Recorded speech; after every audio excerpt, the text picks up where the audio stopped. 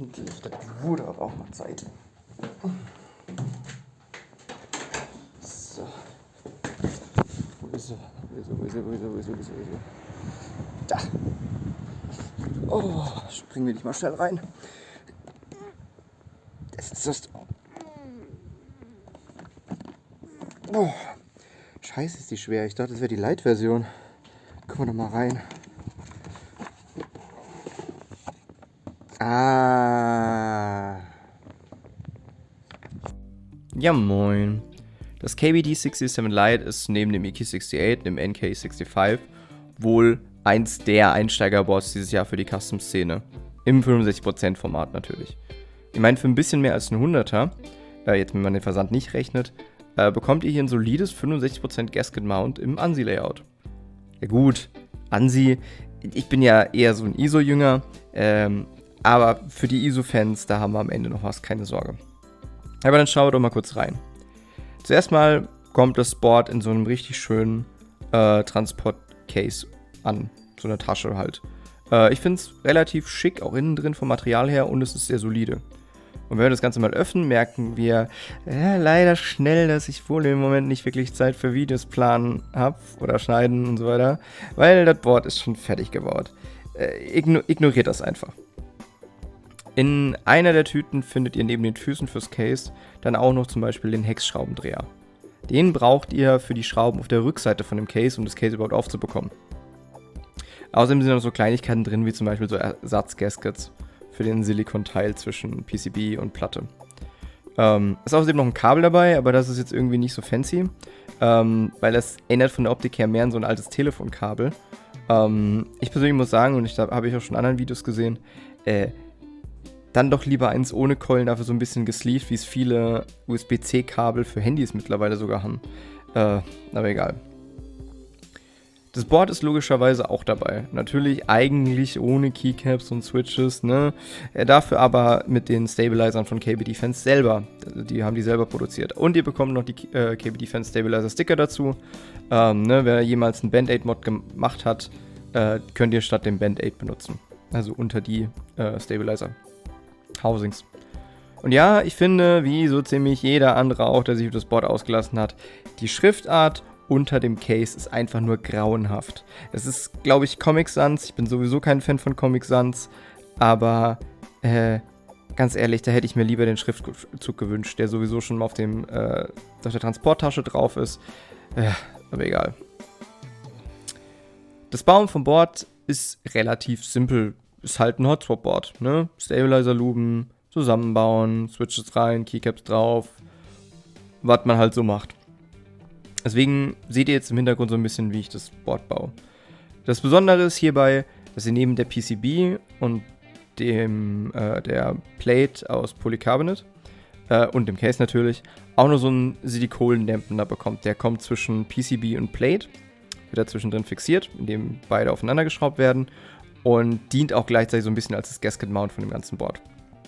Was ihr außerdem noch bekommt, ist Foam. Also ich habe ja bei meinem anderen Board zum Beispiel Moosgummi eigentlich benutzt für Foam-Modding. Und hier bekommt ihr sozusagen das Foam direkt mitgeliefert. Wunderschön, auch gleich die Hot-Swap-Sockets, die ausgeschnitten sind, damit es einfach perfekt passt. Nice, sehr, sehr cool. Finde ich sehr, sehr gut. Ich bin immer ein Fan davon, wenn bei einem Board direkt schon das Dämmmaterial dabei ist. Gebaut habe ich das Board übrigens mit Echo CS Ocean Blues. Ihr werdet nachher sehen, warum. Die sind Stock einfach ultra geil. Ähnlich wie schon die Matcha Greens einfach Stock ziemlich nice sind. Obendrauf habe ich dann einfach nur irgendwelche Black and White Keycaps von Amazon halt drauf gemacht. Damit es ein bisschen neat aussieht. Außerdem wollte ich das Board zu dem Zeitpunkt relativ schnell fertig haben, weil ich es selber benutzen wollte. Von daher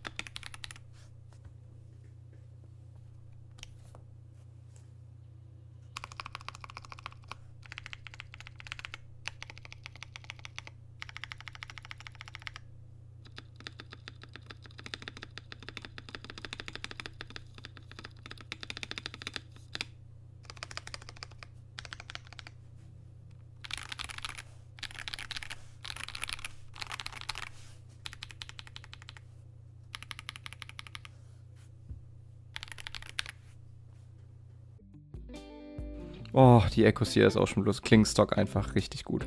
Mit den Stabilizern war ich noch nicht ganz zufrieden. Ich kann nicht sagen, ob das Spring Ping war oder wirklich Rattle. Habe ich ja gesagt noch nicht getestet, aber ich habe mir einfach gedacht so, yo, eigentlich kannst du Stabilizer nochmal ein bisschen nachmodden und dann kannst du auch gleich noch die Ocean Blues loopen. Also habe ich die Ocean Blues mit Trabosis geloopt und den Stabilizern Holy Mod verpasst. Ach, und wenn wir gerade schon dabei sind, die Videos hier, die mache ich aus Spaß. Also die haben so gar keine Priorität für mich. Was dafür sorgt, dass halt ab und an mal so ich sehr lange für ein Video brauche oder es dauert, bis ich mal wieder ein Video hochladen kann. Dementsprechend, ich habe zwar sehr viele Videoideen, ich habe auch schon ein bisschen Material für manche von den Videos, aber ich habe halt entweder keine Zeit, um irgendwas dafür zu machen, oder ich habe auch teilweise kein Geld, weil Keyboard-Hobby ist relativ teuer, wisst ihr Bescheid. Dementsprechend, ja, es kommen wahrscheinlich nochmal ein paar Videos auf dem Kanal, aber es dauert teilweise halt lang, bis mal ein Video kommt wie das hier. Dementsprechend vielen Dank gerade auch an alle, die die Videos gucken, Feedback dalassen und allgemein irgendwie so ein bisschen dafür sorgen, dass ich doch mehr Lust habe, immer mal wieder ein Video zu machen oder zumindest ein paar Videoideen auszuarbeiten. Vielen Dank dafür, aber genug gequatscht.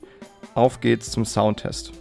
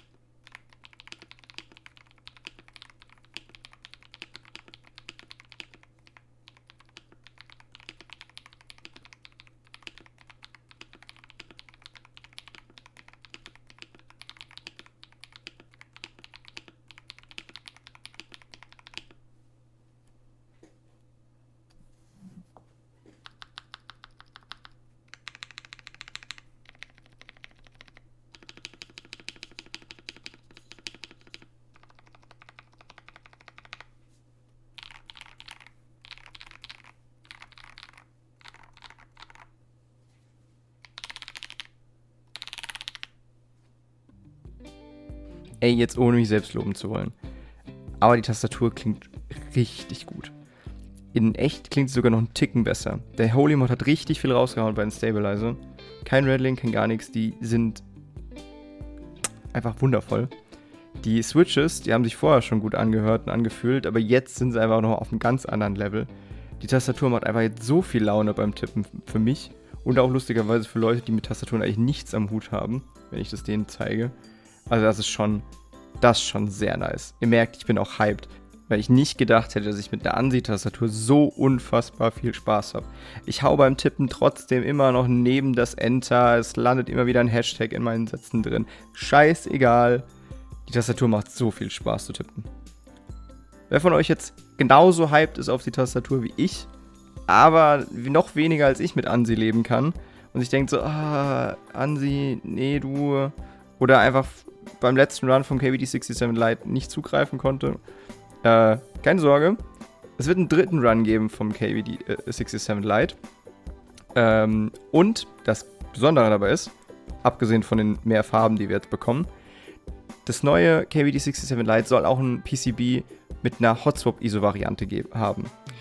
Ob das jetzt ein Multilayout ist wie beim Iki, weiß ich nicht. Ich vermute, es ist eher ein eigenes Hot-Swap-ISO PCB, was ihr da erwerben könnt, sprich die KBD67 Lite in der ISO-Variante. Das Besondere ist, das Ganze soll schon im November freigeschaltet werden, und zwar genau am Black Friday, und im Dezember angeblich shippen. Vielleicht auch eher Januar, man weiß es nicht, verschiebt sich mal wieder gerne. Aber das ist insane früh verglichen mit dem letzten Run. Und das Beste ist, das KBD67 Lite R3 soll meines Wissens nach sogar bei Candy Keys angeboten werden. Das ist ein deutscher Shop. Da packe ich euch den Link auch mal in die Beschreibung. Gibt es aktuell noch kein Produktlisting. Deswegen verlinke ich euch einfach mal die Seite selber.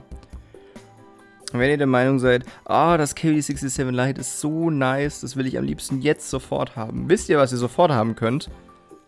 Ein Abo für diesen Kanal. Das gibt's gratis, wenn ihr auf den roten Button unten klickt.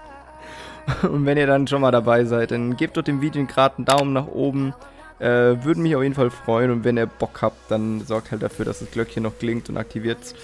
Auf jeden Fall. das war's von meiner Seite aus. Mal wieder. Ich weiß, hat ein bisschen gedauert. Aber Eile mit Weile und so, ne? Jetzt habe ich aber genug gequatscht. Ich wünsche euch einen wundervollen, sehr, sehr nicen Tag. Eine entspannte Woche. Und wir sehen uns bis zum nächsten Mal. Haut rein.